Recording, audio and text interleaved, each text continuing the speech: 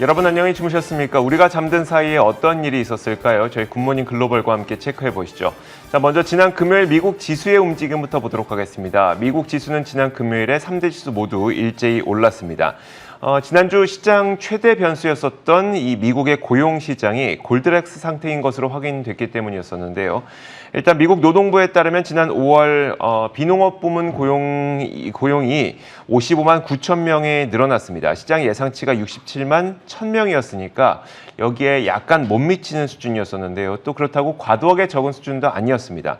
그러다 보니까 인플레이션에 대한 우려도 덜고 또 고용 부진에 대한 우려도 한꺼번에 덜어버린 이 골디락스 지표가 나온 건데요. 덕분에 3대 지수는 모두 일제히 상승을 했고 S&P 500 지수는 이제 사상 최고치까지 단 3포인트만을 남겨두고 있습니다. 자, 골디락스 지표 덕분에 시장 전체적인 분위기가 매우 좋았고요. 그러다 보니까 S&P 500 지수의 11개 섹터 가운데 유틸리티 섹터를 제외한 10개 섹터가 모두 다 오르는 모습이 나타났습니다. 자, 이런 가운데 인플레이션에 대한 우려가 줄어들면서 인플레 발생을 했을 때 가장 큰 타격을 받게 되는 기술주들의 상승에 눈에 띄었는데요. 기술주들이 다수 포함되어 있는 기술 섹터와 또 커뮤니케이션 섹터가 각각 1.5%에서 2%로 가장 큰 상승폭을 기록하게 됐습니다. 자, 그럼에도 불구하고 이번 주에도 역시 인플레 우려는 시장의 주요 변수가 될 것으로 보이는데요. 왜냐하면 이번 주 후반에 5월 CPI 지표가 발표되기 때문입니다. 지난 4월 CPI 지표가 4.2% 오른 것으로 나타나면서 순간적으로 시장이 급락하게 됐었는데 이번에는 5월 CPI 지표가 발표가 되는 겁니다. 자, 이번 CPI는 약 4.7% 상승한 것으로 나올 것으로 시장은 예상을 하고 있습니다. 연준에서 기준으로 삼고 있는 2%를 2개월 연속 웃돌게 될 경우 인플레이션에 대한 우려가 다시 한번 불거질 수가 있기 때문에 이번 주 후반에 발표가 하게 될 5월 CPI 지표도 주요 변수로 체크해 주시면 좋을 것 같습니다. 여전히 이번 주에도 인플레에 대한 우려는 시장의 주요 변수가 되겠지만 지난주는 일단 인플레 우려를 한 차례 덜면서 상승으로 마감을 한 겁니다. 자, 그러면 특징적이었던 기업들도 살펴보도록 하겠습니다. 자, 먼저 첫 번째 기업은 도큐사인인데요. 이 도큐사인이 어닝 서프라이즈를 기록했습니다. 주당 순이익이 전년 동기 대비 267%나 폭증한 것으로 나타났는데 여기에다가 2분기 가이던스도 시장 예상치를 뛰어넘었습니다. 덕분에 도큐사인의 주가는 19% 급등한 채 마감이 됐습니다. 자, 이어서 엔비디아 보겠습니다. 에버코어 ISI에서 엔비디아를 탑픽 종목으로 선택을 했습니다. 암호화폐 시장의 변동성에도 불구하고 게이밍 사업이 호조세를 보이고 있다면서 여전히 주가는 저렴하다라고 평가를 했는데요. 그러면서 엔비디아의 주가는 3.6% 올라서 52주 신고가를 달성했습니다. 자, 다음 종목은 바이오젠인데요. 자, 이번 주 바이오젠은 아주 중요한 기로에 서게 됩니다. 세계 최초 알츠하이머성 치매 치료제인 아두카누밥이 FDA 승인을 받느냐 마느냐가 결정되기 때문인데요. 시장에서는 만약에 승인을 받게 된다면 바이오젠의 주가는 450달러까지 오를 수도 있다. 또 만약에 승인을 못 받게 된다면 200달러까지 떨어질 수도 있다라고 전망을 하고 있습니다. 현재 주가가 약 280달러 언저리이기 때문에 이게 굉장히 급격한 변동성이 나올 수 있다는 얘기인데요. 어쨌든 이런 중요한 기로를 앞둔 가운데 지난 금요일에 바이오젠의 주가는 약 5% 오르면서 마감됐습니다. 자, 이어서 스퀘어입니다. 스퀘어의 CEO인 잭 도시가 비트코인 지갑을 개발하고 있다는 것을 고려하고 있다고 밝히면서 스퀘어의 주가는 지난 금요일에 1% 오른 채 마감이 됐고요. 테슬라는 인도에 본사 및 쇼룸을 건설할 것이라고 밝히면서 4.5% 올랐습니다. 테슬라의 경우에는 전날만 하더라도 5월 판매량이 저조한 것으로 나타나면서 주가가 하락하기도 했었는데 이 소식과 함께 이 테슬라의 주가는 4% 넘게 오르면서 주가가 반등했습니다. 자, 상품 선물 시장의 움직임도 한번 살펴보도록 하겠습니다. 자, 먼저 상품 선물 시장 그 가운데 금 가격부터 볼 텐데요. 금 가격이 1% 넘게 올랐습니다. 자, 미국의 비농업 부문 고용이 예상보다 적게 나왔죠. 시장에서는 완만하게 고용이 증가하고 있다고 평가를 내렸고요. 이 소식이 나오면서 금리는 하락했습니다. 그러면서 금리와 반대급부로 움직이게 되는 금 가격의 경우에는 1.1% 오르면서 마감됐습니다. 1,894.1달러에 마감됐고요. 유가도 보겠습니다. 지난주 초반에 오펙 플러스 국가들이 원유 수요 회복이 기대된다면서 감산 축소를 하기로 결정을 하면서 유가 상승세가 지속되고 있죠. 지난 금요일도 상승세는 계속 이어졌습니다. 2년 내 최고치를 기록했고요. 브렌트유는 72달러를 넘어서게 돼 있고 WTI 경우에는 0.8% 오르면서 69.38달러로 장을 마쳤습니다. 자, 이렇게 시장 전반적인 움직임 살펴봤습니다. 애프터마켓을 통해서 분석 이어가도록 하겠습니다. 자, 애프터마켓입니다. 오늘도 로제타 투자자문 US 백조스탁 운용본부 최진석 본부장과 함께하도록 하겠습니다. 어서 오세요. 안녕하십니까? 네, 안녕하세요. 자, 먼저 오늘도 키워드를 공개하도록 하죠. 첫 번째 키워드는 바로 이겁니다. 자, 인플레 히든카드. 자, 어떤 내용인지 소개해 주실까요? 네, 이제 뭐 인플레 문제를 해결할 히든 카드는 아니고요. 네. 앞으로도 좀 더 촉발을 시킬 만한 히든 카드가 남아 있다. 이런 내용을 좀 준비를 해봤습니다. 일단은 이제 지난주 금요일에 발표가 됐던 5월의 비농업 부문 신규 취업자 수가 컨센서스를 하회하기는 했지만은 그렇게 나쁜 수준으로는 또 나오지는 않았습니다. 그러면서 시장이 굉장히 좀 안도하는 모습이 나왔는데요. 그럼에도 불구하고 경제 정상화라든지 그리고 인플레이션에 따른 긴축 우려는 끝날 때까지 끝난 것은 아니다라는 그런 분위기가 감지가 되고 있습니다. 이와 관련해서 마켓워치에서 이번 주 5월 소비자 물가지수 CPI 지표 발표를 앞두고 임금 상승이 앞으로 인플레이션의 히든카드가 될 수 있다라고 경고를 한 그 내용을 가져와 봤습니다. 현재 미 연준과 그리고 월가 전문가들의 공통적인 시각은 현재 인플레이션이 수요와 공급 간의 일시적인 불균형 때문이다라고 좀 모아지고 있습니다. 그러면서 5월 CPI가 거의 YOY 기준으로 5% 가깝게 상승할 것으로 예상되고는 있지만은 연말에 들어설수록 이 물가 상승세도 꺾일 것이다라고 공통적으로 예상을 하고 있는데요. 하지만 이 기사에서는 연준이 간과하고 있는 부분은 임금 급상승이다. 바로 기업의 가장 큰 직접적인 비용이 되는 부분이다라고 얘기를 했습니다. 그러면서 기업들이 구인난을 겪고 있기 때문에 지난 2개월간 연율 기준으로 임금이 7.4%나 상승했다라고 밝혔습니다. 그리고 이제 생산성이 많이 늘어나면서 임금도 늘어나면 큰 문제가 아니겠죠. 하지만은 지금은 좀 다른 상황이다라고 지적을 했고요. 뱅크 오브 웨스트라는 기관에서도 노동력 부족이 지속된다라고 한다면은 결국은 전방위적인 인플레이션 압박이 다시 한번 거세질 수 있다라고 분석을 했습니다. 뭐 쉽게 생각하자면 임금이 인상된다면 그만큼 소비가 늘어날 것이고 거기에 따른 물가 상승의 압력도 커질 것이다. 이런 논리일 것 같긴 한데 사실 임금 상승이라고 하는 거는 물가 지표에 곧바로 그러니까 순간적으로 바로 적용되는 그런 요소는 아니지 않습니까?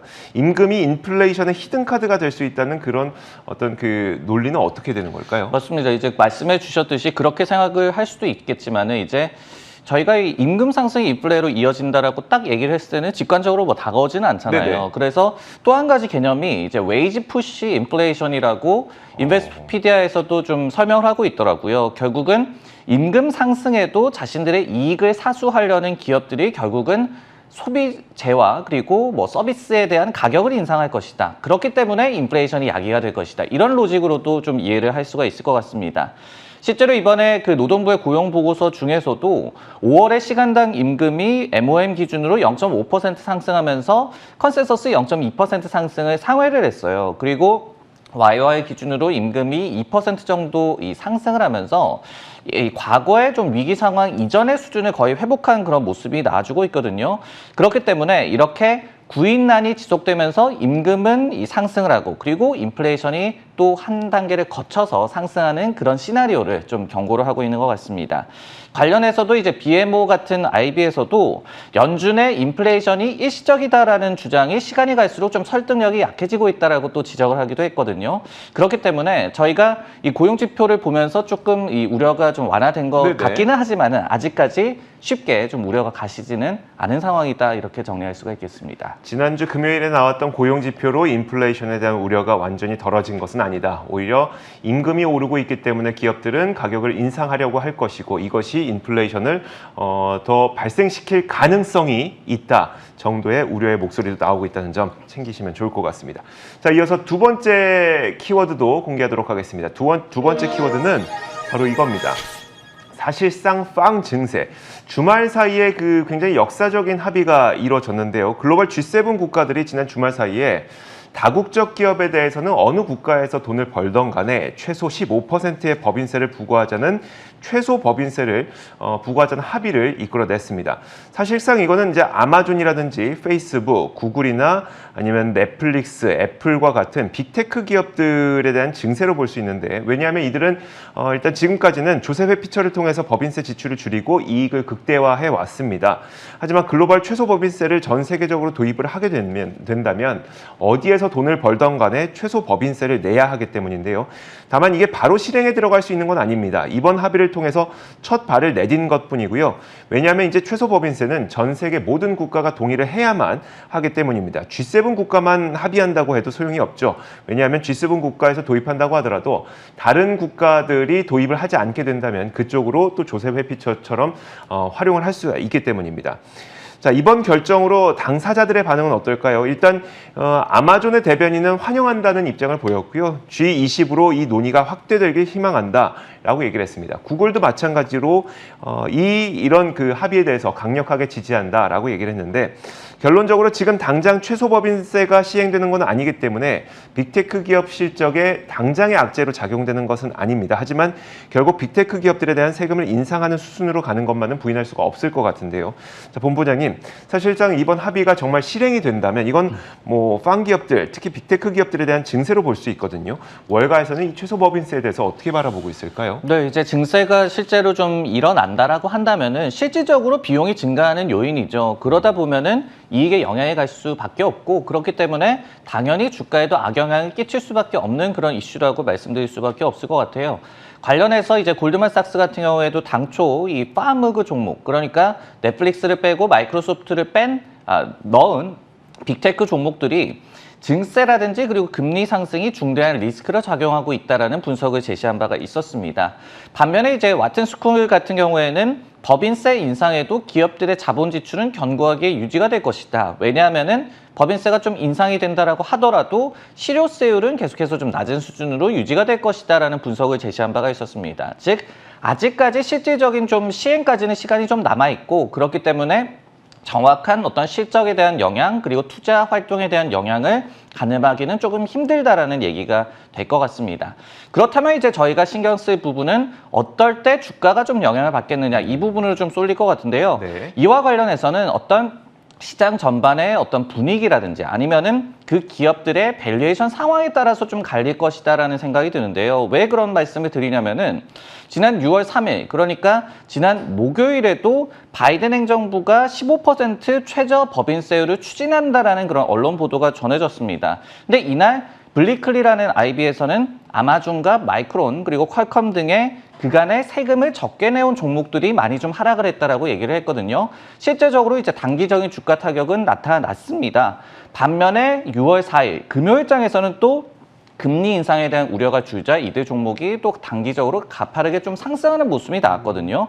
그렇기 때문에 정확한 어떤 이익에 대한 영향이 좀 명확하게 좀 시장에서 좀 형성이 되기 전까지는 이런 좀 시장 분위기에 따라서 그리고 밸류에이션에 따라서 단기적인 주가 흐름이 좀 엇갈리는 부분도 저희가 생각을 해야 될 것 같습니다. 뉴스에 따라서 오르내릴 수 있다는 이야기이겠네요. 그렇습니다. 왜냐하면 실제로 이제 실적에 어떤 정도 타격이 되고 뭐 가이던스를 내린다든지 이런 네네. 부분까지는 아직까지 좀 시간이 그렇죠. 남아있기 때문에요. 네. 일단은 뭐 우리가 미중 갈등이라든지 이런 이슈와 마찬가지로 시장의 전반적인 밸류에이션 그리고 그들 기업들의 밸류에이션 상황에 따라서 어떤 차익 실현 그런 욕구를 자극하거나 이런 정도의 흐름을 또 예상해 볼 수 있을 것 같습니다. 네, 알겠습니다.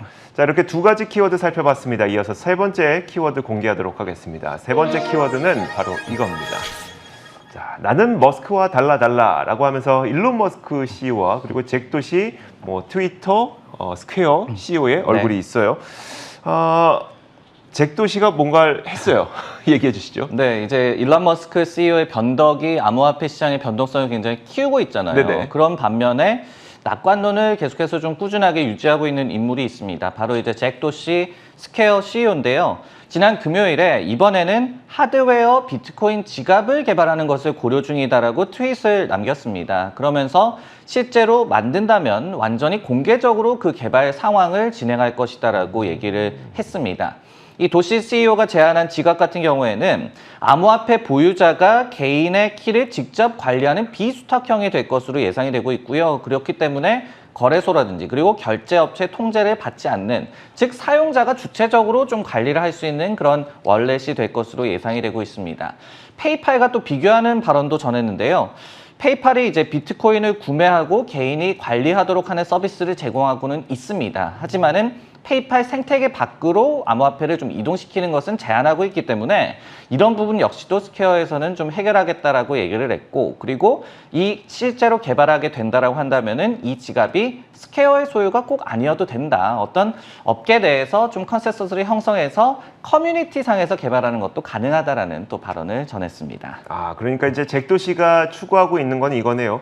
원래 이제 우리가 비트코인이라고 하는 거는 이제 중앙 집권적이 아니기 때문에 많은 사람들이 추종을 하고 있는 건데, 요즘에 일론 머스크가 하는 행동을 보면은 일론 머스크의 말 한마디에 오르내리니까 이건 거의 뭐 일론 머스크 중앙 집권적이 되어 버린 거죠.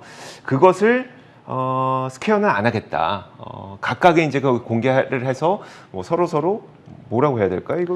뭐 그런 것도 있겠고, 네. 이제 거래소에도 조금 얽매이는 그런 모습이 있잖아요. 거래소가 뭐 이거를 갑자기 뭐 상장 폐지했다가 상장했다가 뭐 이런 부분도 있겠고, 그리고 어떤 이제 결제 서비스 업체에서 비트코인을 통한 뭐 구매라든지 또 보관 그런 서비스를 제공한다라고는 하지만은 그 플랫폼 내에서만 사용하도록 하는 그런 제한이 있기 때문에 네네. 그런 부분들을 좀 해결하겠다라고 나선 것 같습니다. 알겠습니다.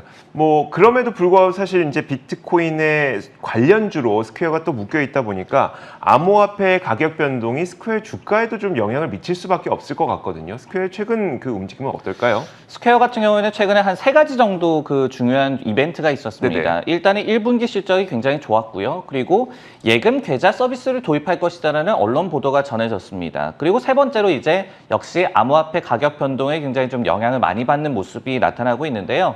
앞에 말씀드린 2개는 이제 호재로 작용할 수가 있겠고, 그리고 이 마지막에 말씀드린 거는 조금은 악재로 계속해서 좀 작용하고 있는 그런 이슈입니다. 일단은 스퀘어 같은 경우에 1분기 실적이 컨센서스를 대폭 상회했죠. 근데 이제 전사 매출이 무려 266%나 늘어났고요. 그리고 비트코인 매출도 35.1억 달러로 전년 동기 대비해서 무려 1047%나 급증을 했습니다.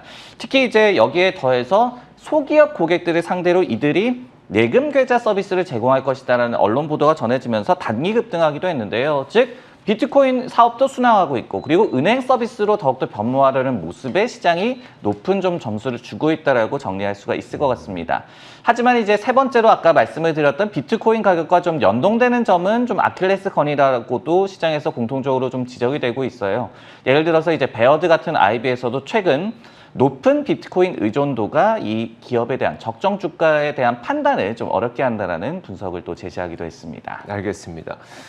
이제 본업은 굉장히 잘하고 있지만 여기에 연관된 비트코인과 관련된 연동성이 이 비트코인과 관련된 연동성이 스퀘어에 대한 주가 적정 주가 판단을 어렵게 만들고 있다. 이 정도의 판단이 나오고 있다는 점 알고 계시면 될 것 같습니다. 자, 지금까지 로제타 투자자문 최진석 본부장과 함께 이야기 나눠봤습니다. 고맙습니다.